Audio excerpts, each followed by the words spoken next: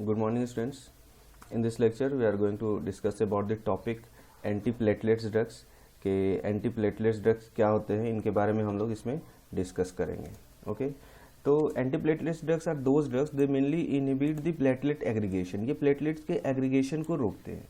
हमें कंफ्यूजन नहीं होना है कि ये प्लेटलेट्स किल नहीं करते हैं प्लेटलेट्स को, बल्कि क्या करते हैं, प्लेटलेट्स के एग्रीगेशन को रोकते हैं. प्लेटलेट्स के एग्रीगेशन रोकने से फ़ायदा क्या है, जैसे हमारे बॉडी में कहीं भी कट लगा, कहीं वेसल इंजरी होता है, तो वहाँ पर प्लेटलेट्स एग्रीगेट करते हैं, जमा होते हैं, और फिर ये कोगुलेशन कैस्केड प्रोसेस चलता है, और वहाँ पर फिर फाइब्रिन जो थ्रेड लाइक स्ट्रक्चर होता है वो आके यहाँ पर एडहेयर करके और क्या करता है, क्लॉट का फॉर्मेशन होता है वहाँ पे. ठीक है, तो ये मेनली प्लेटलेट एग्रीगेशन को रोक के क्या करते हैं, क्लॉट के फॉर्मेशन को रोकते हैं, जिसको थ्रोम्बस फॉर्मेशन हम बोलते हैं. क्लियर है. अब देखिए ये मेनली आर्टरियल सर्कुलेशन में इफेक्टिव होते हैं. क्यों? देखिए वेन्स में क्या होता है, ब्लड का फ्लो स्लो होता है, जिसकी वजह से मेनली जो क्लॉट में जो मेनली रहता है वो फाइब्रिन रहता है. तो उसके लिए हम लोग क्या यूज़ करते हैं, एंटीकोगुलेंट ड्रग यूज करते हैं. लेकिन आर्टरीज में मेनली जो क्लॉट फॉर्मेशन होता है उसमें मेन पोर्शन जो रहता है ये प्लेटलेट्स रहता है. इसीलिए हम इसमें आर्टरीज में अगर कोई थ्रोम्बस होने का चांसेस रहता है, क्लॉट होने का चांसेस रहता है, तो उसमें हम एंटीप्लेटलेट्स ड्रग्स यूज करते हैं. ठीक है, तो ये बहुत इंपॉर्टेंट पॉइंट था. अब दूसरा क्या रहता है, ये they are use only prophylaxis of thromboembolic disorder. मतलब कि कोई थ्रोम्बस मतलब क्या होता है, क्लॉट होता है, एम्बोलिक मतलब ब्लॉकेज. जैसे ये अगर वहाँ से डिटैच होकर थ्रोम्बस कहीं पर जाके ब्लॉकेज कर सकता है किसी भी आर्टरीज में, तो इसको हम थ्रोम्बोएम्बोलिक डिसऑर्डर बोलते हैं. तो उससे बचने के लिए यूज करते हैं ताकि क्लॉट का फॉर्मेशन ही ना हो और कहीं पे ब्लॉकेज भी ना हो. ठीक है, तो अब देखते हैं नॉर्मली प्लेटलेट जब एक्टिवेट होता है और उसका एग्रीगेशन कैसे होता है हमारे बॉडी में. ये नॉर्मल फेनोमेना पहले हम इसको समझ लेते हैं, ताकि इसको समझ उसके बाद हमें जो एंटीप्लेटलेट्स ड्रग है उसका मैकेनिज्म ऑफ एक्शन समझने में आसानी होगा. तो नॉर्मली देखिए ये एक ब्लड वेसल्स दिखाया गया है, इसमें ये आरबीसीज है और ये आपका जो ग्रीन सर्किल में है ये सारे प्लेटलेट्स है. तो नॉर्मली हमारा वेस्कुलर एंडोथेलियम यानी जो इनर सेल जो रहता है, ये जितने सेल हैं वेस्कुलर एंडोथेलियल सेल जो रहते हैं, ये क्या करते हैं, ये नाइट्रिक ऑक्साइड और प्रोस्टासाइक्लिन का रिलीज करते हैं. प्रोस्टासाइक्लिन ये प्लेटलेट्स को एक्टिवेट होने से रोकता है और एग्रीगेट होने से रोकता है, और नाइट्रिक ऑक्साइड क्या करता है, डायलेशन में हेल्प करता है. अब कहीं पे कट लगता है, जैसे कहीं पे वेसल्स में कहीं इंजरी हो गया, जैसे देखिए यहाँ पर ये कट लगा, ये जो पोर्शन दिखाया जा रहा है, यहाँ पर कोई डैमेज हुआ या कोई कट लगा है. ठीक है, तो यहाँ पर जब कट होता है तो सबसे फर्स्ट में तो ये हुआ कि यहाँ जो वेसल्स का कोलाजन, देखिए इसको इनलार्ज करके यहाँ पर दिखाया गया है कि कोलाजन और वॉन विली ब्रांड फैक्टर ये एक्सपोज हो जाते हैं, किसका, एंडोथेलियम का. ठीक है, तो अब यहाँ पर क्या हुआ कि प्रोस्टासाइक्लिन का कम सिक्रीशन होगा क्योंकि यहाँ तो डैमेज हो गया है. तो अब प्लेटलेट्स यहाँ पर आके क्या करेंगे, इस कोलाजन और वॉन विली ब्रांड फैक्टर से एडहेयर कर जाएंगे. कैसे एडहेयर करेंगे, कोलाजन से GP1A रिसेप्टर से बाइंड करेंगे, ये प्लेटलेट्स है, और GP1B von Willie brand factor से, जिसको हम बोलते हैं adhesion of platelets to the damaged vessel wall. यहाँ पर आके एडहेयर कर गए, जुड़ गए. इसी से क्या होता है, प्लेटलेट्स का एक्टिवेशन हो गया. प्लेटलेट एक्टिवेट होगा तो बहुत सारे ग्रेन्यूल्स का रिलीज करता है, जैसे platelet activating factors, ADP, thrombin, thromboxane, A2, serotonin, ये सब का रिलीज करता है. ये क्या करते हैं, और जो प्लेटलेट्स जो सर्कुलेटिंग रहते हैं ना, जो यहाँ पर डैमेज वेसल्स वॉल के पास आते हैं, वहाँ पर उनको एक्टिवेट करके और ज़्यादा एग्रीगेशन में हेल्प करते हैं ये. ठीक है, एंड फाइनल स्टेज में क्या होता है कि प्लेटलेट्स में एक और इम्पॉर्टेंट ये रिसेप्टर होता है, ग्लाइकोप्रोटीन 2B 3A. ये देखिए ये वाला रिसेप्टर, इसको एक्टिवेट करते हैं. ये एक्टिवेट होने से क्या होता है, ये फाइब्रिनोजेन, सर्कुलेटिंग फाइब्रोजेन जो ब्लड में सर्कुलेट करता है, उससे बाइंड करके और क्या करता है, ये दूसरे प्लेटलेट से भी बाइंड करके क्रॉस लिंक बनाता है. That is very important phenomena for the platelet aggregation, और यहीं से प्लेटलेट एग्रीगेशन होना स्टार्ट हो जाता है. तो ये सिंपल सा प्लेटलेट एक्टिवेशन एंड एग्रीगेशन होता है. अब हम देखते हैं क्लासिफिकेशन और कैसे ड्रग एक्ट करते हैं. तो क्लासिफिकेशन में देखिए आप, एक तो होता है थ्रोम्बोक्सिन सिंथेसिस इनहिबिटर, जो कि थ्रोम्बोक्सिन के सिंथेसिस होने से ही रोक दे, जिसमें एस्पिरिन आता है. एक होता है प्लेटलेट में CMP इन्हांसर होते हैं, जो कि एक्टिवेशन को रोकता है प्लेटलेट्स को, जिसमें डाइपेरिडामोल होता है. PTY12 रिसेप्टर ब्लॉकेज, जिसपे ADP आके बाइंड करता है. ये ड्रग हैं, इनका एक मैकेनिज्म हम आगे और पढ़ेंगे.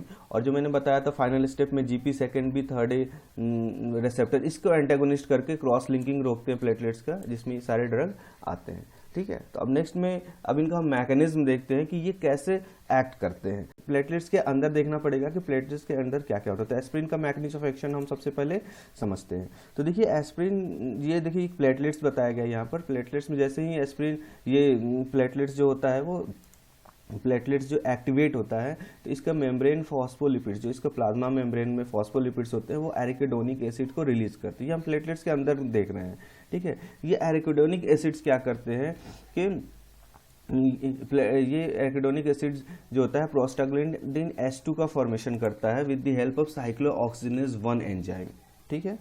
एक्टिवेट हुआ एरिकिडोनिक एसिड का, रिलीज हुआ मेम्ब्रेन फॉस्फोलिपिड ने जो कि कन्वर्ट हो गया prostaglandin H2 by the help of cyclooxygenase 1, जिसको COX-1 एंजाइम बोलते हैं, इससे बना, ठीक है। अब ये प्रोस्टाग्लैंडिन H2 जो होता है ये मेटाबोलाइज होके ये कन्वर्ट हो जाता है किसमें, ये आपका देखिए थ्रोम्बोक्सिन में हो जाता है। और थ्रोम्बोक्सिन जो होता है A2 ये रिलीज हो जाता है थ्रोम्बोक्सिन A2, और ये क्या करता है कि दूसरे प्लेटलेट्स को एक्टिवेट करता है और एग्रीगेशन में हेल्प करता है, ठीक है।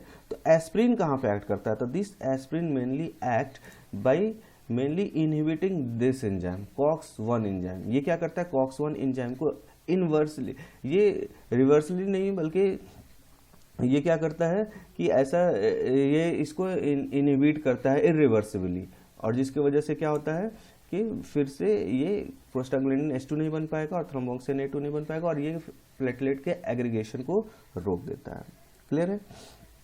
And now coming to the second group which mainly acts on the receptor P2Y12, ठीक है। इसमें जो ड्रग आते हैं यहाँ पे मेनली ADP बाइंड करता है। इसमें जो ड्रग आते हैं मेनली क्लोपिटेग्रोल, टाइकाग्रोल एंड टाइक्लोपिडीन, प्रेसुग्रेल, ठीक है। तो ये ड्रग्स जो रहते हैं ये मेनली इस ये प्लेटलेट्स पे एक रिसेप्टर रहता है P2Y12, उस पर मेनली बाइंड करके इसको इनहिबिट करते हैं। तो देखिए जैसे हम लोगों ने पढ़ा था कि जब प्लेटलेट एक्टिवेट होता है तो बहुत सारे ग्रेन्यूल्स को रिलीज करता है जिसमें ADP भी होता है, ठीक है। ADP होता है, थ्रोम्बोक्सिन A2 होता है, तो ADP आके यही बाइंड करता है, ठीक है। तो ADP देखिए यहाँ पर बाइंड करता है तो फिर क्या होता है ADP जब इस रिसेप्टर से बाइंड करता है तो ये एक्टिवेट करता है किसको, एक्सप्रेशन जो होता है जो हम लोग ने glycoprotein 2nd B and 3rd A होता है इसके एक्सप्रेशन को इंक्रीज करता है, जिसकी वजह से क्या होता है कि ये रिसेप्टर्स एक्टिवेट होकर एक्सप्रेशन इंक्रीज होता है जो कि फाइब्रोनोजिन से बाइंड कर दूसरे प्लेटलेट से बाइंड करके ये क्रॉस लिंकिंग का फॉर्मेशन यानी प्लेटलेट एग्रीगेशन को बढ़ाता है। जब ADP यहाँ से बाइंड किया, इसने इस रिसेप्टर के एक्सप्रेशन को इंक्रीज किया, एक्टिवेट किया, फाइब्रोनोजिन बाइंड किया और यहाँ पर एक्सप्रेशन इनका प्लेटलेट का क्रॉस लिंकिंग होने लगा यानी एग्रीगेशन इंक्रीज होने लगा। तो these drugs mainly inhibit this receptor. They are the antagonist of P2Y12 receptor and they inhibit the binding of ADP to the P2Y12 and thus inhibits the platelet activation of these receptors and thus inhibit the platelet aggregation. इस तरह ये लोग क्या करते हैं platelet के aggregation को inhibit कर देते हैं। तो सेकंड ग्रुप सिंपल सा है कि इसको बाइंड करके और इसके एक्सप्रेशन को रोक के करते हैं। Now coming to the third group जो कि मेनली यहाँ पर एक्ट करता है GP 2nd B 3rd A receptor पे मेनली इनका एंटागोनिस्ट होता है। इस पर जो ड्रग आता है सिक्सीमैब, इप्टिफिबैटिराइड एंड टायरोफिबैन, ये ड्रग्स आते हैं इसमें, ठीक है। तो ये कैसे एक्ट करते हैं, ये मेनली क्या करते हैं कि इस glycoprotein 2nd B 3rd A receptor होता है इससे आके बाइंड कर लेते हैं, जिसकी वजह से क्या होता है फाइब्रिनोजेन यहाँ बाइंड नहीं कर पाएगा और फिर क्रॉस लिंकिंग नहीं हो पाएगा यानी कि प्लेटलेट का एग्रीगेशन जो होता है वो यहाँ पर नहीं हो पाएगा, ठीक है। तो सिंपल सा है कि ये GP 2nd B 3rd A receptor antagonist होते हैं, इस पर बाइंड करके और इसको बाइंड होने से फाइब्रिनोजेन को बाइंड होने से रोकते हैं और इनके एक्शन को रोक देते हैं, ठीक है। इसमें जो ड्रग रहते हैं ये मेनली इस ग्रुप में ये इंट्रावेनसली देते हैं, मतलब पैरेंटली मेनली देते हैं, ओरली ड्रग को नहीं देते हैं हम, ठीक है। IV इंजेक्शन से इनको मेनली हम लोग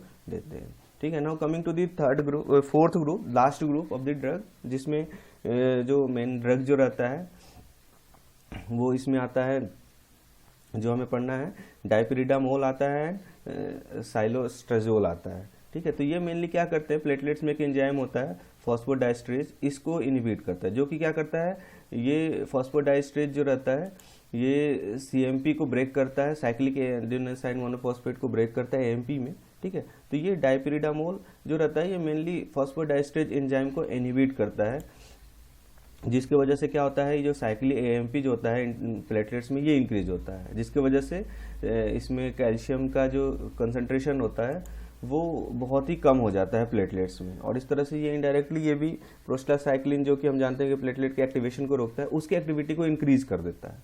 ठीक है, जिसकी वजह से क्या होता है, हमारा जो प्लेटलेट्स होता है वो एक्टिवेट नहीं हो पाता है। और जानते हैं कि प्लेटलेट एक्टिवेट नहीं होगा तो फिर प्लेटलेट जब एक्टिवेट नहीं होगा तो फिर एग्रीगेशन भी नहीं हो पाएगा इनका। ठीक है, तो देखिए ये इतने ग्रुप हमें बहुत सिंपल सा है। फर्स्ट वाला जो एस्पिरिन होता है वो कॉक्स-1 एंजाइम से बाइंड करके थ्रोम्बोक्सिन A2 को रोकता है, जिसको हम थ्रोम्बोक्सिन A2 सिंथेसिस इनहिबिटर्स भी बोलते हैं।